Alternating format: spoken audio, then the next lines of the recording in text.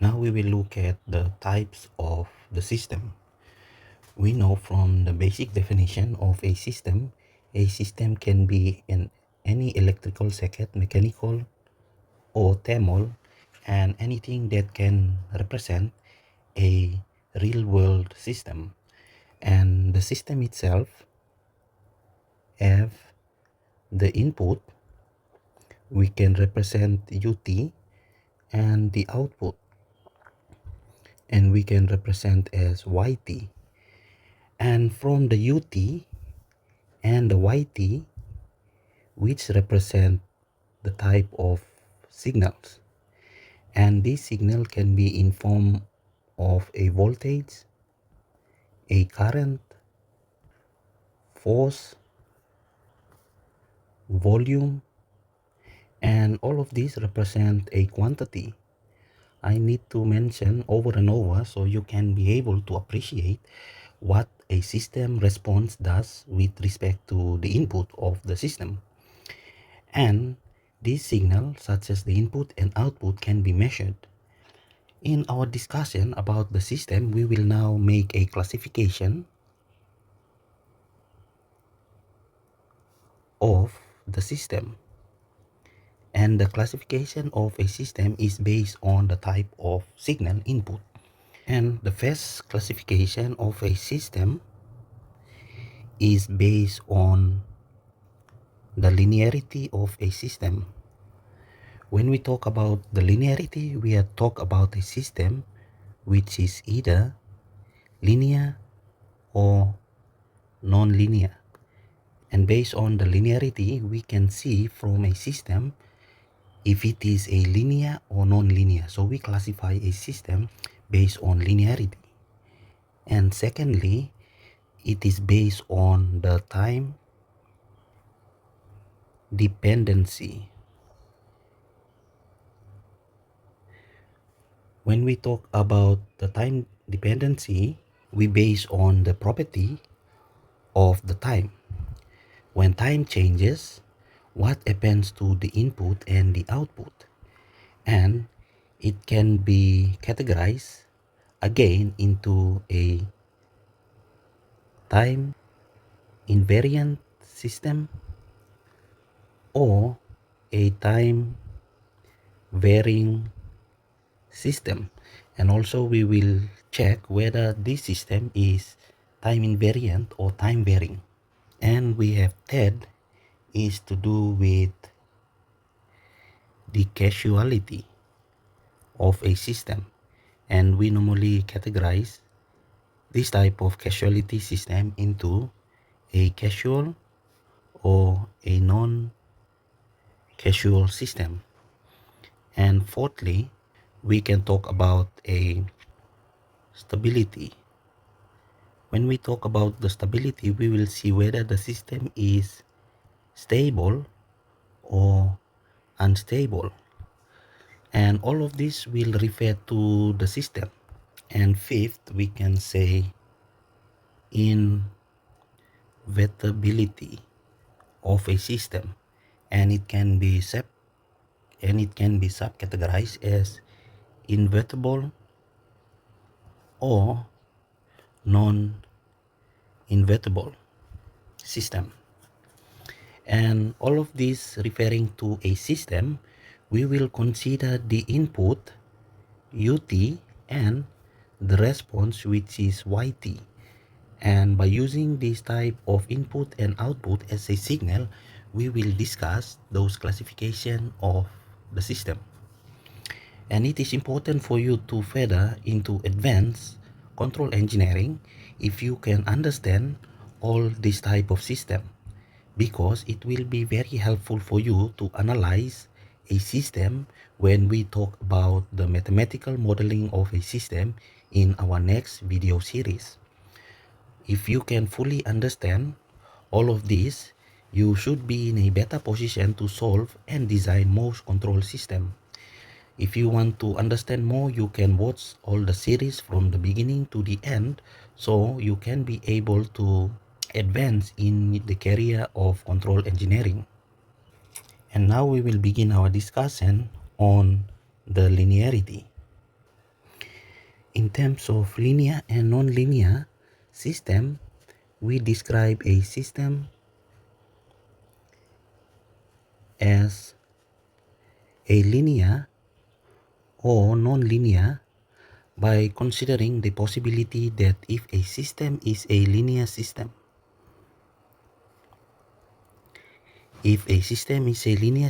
then it follows the fundamental property of superposition and homogeneity.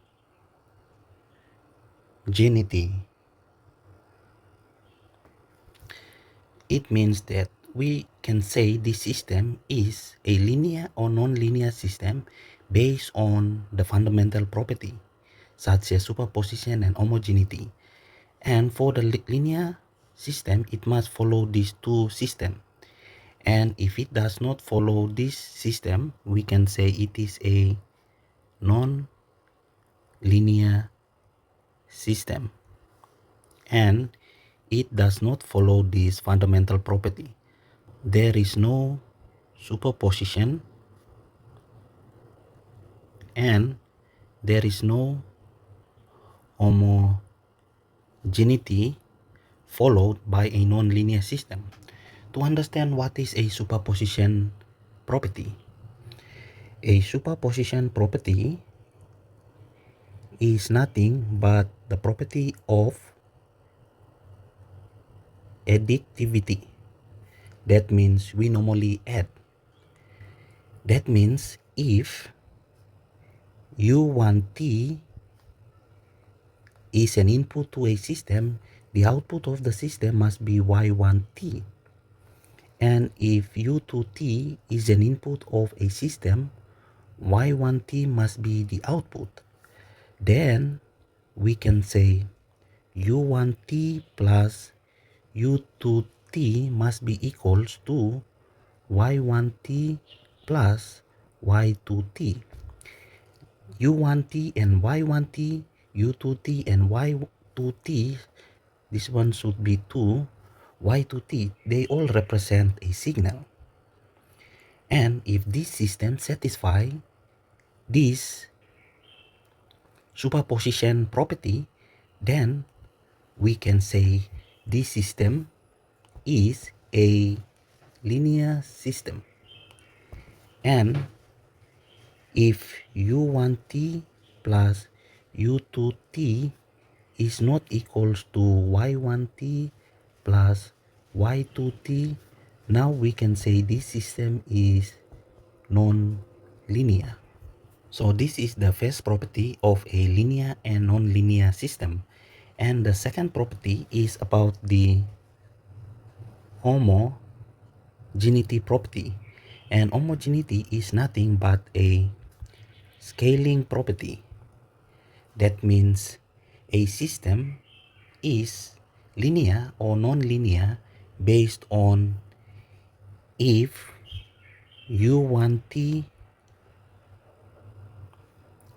produces Y1T, then A dot U1T must be equals to A Y1T. And this A is a constant value. And this can be a constant. So we can say if we multiply a constant with the input, the output must also be multiplied with the same constant. Now we can say that this type of system is a linear system.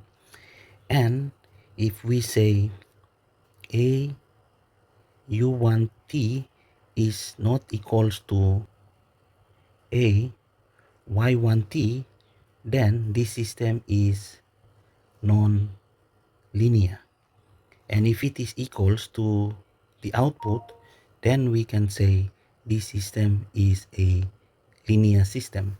That's how they categorize system based on the fundamental property of superposition and homogeneity. So when you do computation, you can simply look at whether this system follows the fundamental property of superposition or homogeneity. If they follow, then we can say this system is a linear system. If not, we can say this system is a non-linear system. I will give you some few examples for you to understand what is a linear and non-linear system based on the signal as an input and the output. Because when you want to measure to find out the type of the system, we normally have to apply an input to a system and then we measure the output. And with the comparison between the input and the output, which we call the relationship, we can clearly classify a system based on the parameter of the input and the output that we measure. So we can see the relationship between them. It is also important that for testing a system, whether it is a linear or non-linear system or any other system under a test condition, we use a unit step signal. And we will use this unit step signal, which is given mathematically as a UT. We will mostly use this unit step throughout this course, and it is represented mathematically as UT is equals to 1 for t is greater than or equal to 0, and it is 0 for t is less than 0. So this type of unit step signal, we can draw it graphically as we have ut and t, and it has the amplitude of 1. A simple example, we have yt is equals to t dot ut. That means the gain of the system beta is equals to t, and t represent the time in the system. And to test the superposition property of this linear system, we know that if we have t dot u1 t, it must produce t dot y1 t. And for t dot u2 t, we should have t dot y2 t. And this is the superposition property of this system to classify whether it is a linear. And if it does not follow, then it is a non-linear system. And we can say if t is equals to 0, t is equals to 1, t is equals to 2, and t is equals to infinity, what will happen to the system? When we have y for t is equals to 0, we have 0 dot u of 0, which will gives us 0. And for y1, which will have 1 dot u of 1, which will gives us a 1. And for y2, which will be equals to 2 dot u of 2, which would gives us 2. And when y is infinity, we can have infinity dot u infinity, which will gives us infinity. That means this t is given as a time constant. We can show it graphically if we have the input u of t to produce the output, which is y of t. And we have the time, Example, when we have the time t is equals to 0, t is equals to 0. And we can say when the input u of 0, that means we are here. So when the time is 0, we have the input which is 0, and also the output is also 0.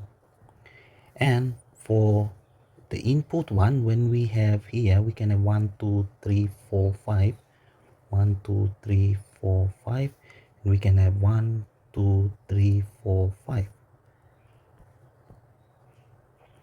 So when the input is 1, then 1 times the time which is 1 we should have 1, and this can be 1. What will happen to the output? The output will also be 1. So we can plot the point which is here. And for y equals to 2, that means the input at time 2, we can have the 2 here and times the u2, which is 1 in that case. So we should have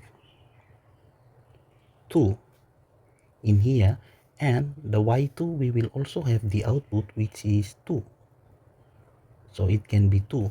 And when we say for the 3, then 3 times 1 will be 3, so we can have 3 here and the point will be here, and the output is also going to be 3. And from there, if we are to plot, we can see that the plot is something like this. So we can say that the u of t produces y of t. From this example, we can see that for t dot u1t plus t dot u2t, which should gives us t dot y1t plus t dot y2t. And if we are to say t dot u2t plus t dot u4t, which will gives us t dot y2t plus t dot y4t. With respect to whichever signal it is a 4, 1, 2, they will still give us the corresponding magnitude of this signal. Therefore, we can see that this type of system, they represent a linear system.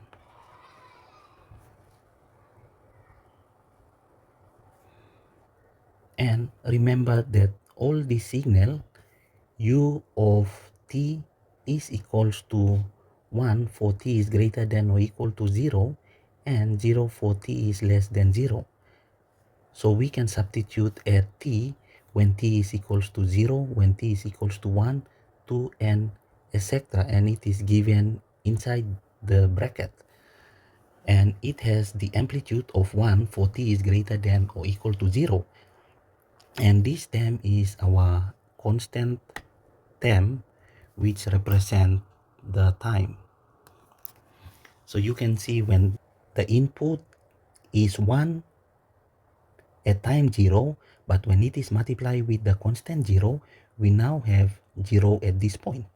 And also this one, the unit step as t1 is equals to 1. That means if you see from this diagram, we have this signal as ut, which is amplitude of 1 for t is 1, 2, 3, 4, and so on.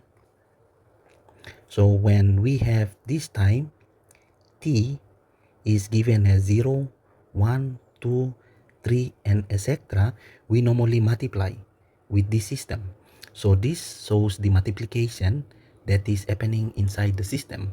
In our previous video about control system, we talk about the block diagram representation of some of the operation of the signal, and we know that this is the multiplication. So that means a system is connected like this, and the output must always be the multiplication or the product of the input and the system. So we have the system as an input signal, and the output is like this. So we can see that the input is linear, the output is linear. When we talk about the linear, we also talk about a straight line. So this becomes our yt.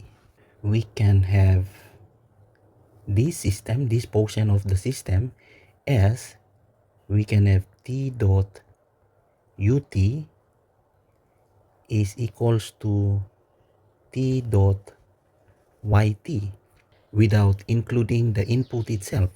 So to draw the diagram for you to clearly understand, we have this is the input, and this portion here is the system under consideration. So we have the input, which is 1 for t is greater than or equal to 0. Now this is the input. Now we can have the system under consideration, which is this portion of the graph. So we can see 1, 2, 3, 4, and for the t, which must be equals to the output, which is now the yt for t 1, 2, 3, 4. And this one is the t dot ut, and this is nothing but the ut. So we can see that this portion is the consideration we are focusing on. So we can have 1, 2, and 3. So this point, and this point. So the output will also be this point, and this point. So the equation, which is t dot ut must be equals to t dot yt, which represent this section of the graph. So we can say if we have the input to the system, then the only thing that we are focused is to find the response of the system. When we get the response of the system, we can now analyze the system. So this is the input, and this is the system under consideration. And this equation represents the system under consideration. So we can conclude by saying that the system under consideration can now tell us whether the system is a linear system or a non-linear system. Another example, if we have ut as an input to a system and the system has a gain of 2, and we want to find the output, which is y of t. And with those variables, we can see that if this system is a linear system, then we can have beta dot ut must be equals to beta dot yt, because b represent a constant having a value of 2. So we can say 2 dot ut must be equals to 2 dot yt, and the weighted sum, then we can say that the weighted sum of the output must be equals to, if we say 2 dot u1t plus 2 dot u2t must be equals to 2 dot y1t plus 2 dot y2t. And this can show us whether this system is linear or not linear. So we can clearly see that this system is a linear system. If we are to draw the graph graphically, we can now have, if we have the input, which is this portion, which is the input, and this portion is the system under consideration. So when system is under consideration, we are trying to find out whether the system is a linear system or a non-linear system. So let's see, if we have a system like this with the input u of t, which will have 1, and if we pass it as an input to a system, that means if the gain is 2, then we should have 1 and 2. So this is beta dot ut. Now the output will be 2 for t is greater than 0. Now what will happen to the output yt? We can clearly see that the output y of t will also be equals to the 2. So that means if we pass a unit step signal, the output of the system will also be 2. And we can see that for y is equals to 0, we can have 2 dot u of 0, which will be equals to 2, when y1, which will equals to 2 dot u1, which will still gives us 2. When we have y2, we will have 2 dot u2 will still gives us 2, and for y infinity, we will have 2 dot u infinity, which will still gives us 2. And remember that the u is nothing but having a value of 1, because for u, which is equals to 1 for t is greater than or equal to 0, and 0 for t is less than 0. So when t is equals to 0, which is in this case here, it will still holds the value 1. And when t is equals to 1, it will still holds the value 1. So we can clearly see that this type of system is a linear system, because this portion under consideration is equal to the output. And we can see that from this example, this portion of a signal and this portion of a signal, they represent homogeneity. And this portion of a signal represent the superposition equals to another superposition. Because when we talk about the scaling property, that means we scale by a factor of 2. So when we scale the input by a factor of 2, the output is also scaled by a factor of 2. So in this example, we can see that both superposition and homogeneity property is satisfied, and we can say that this type of system is a linear system. In the other example, we will look at the non-linear system based on the property of superposition and homogeneity.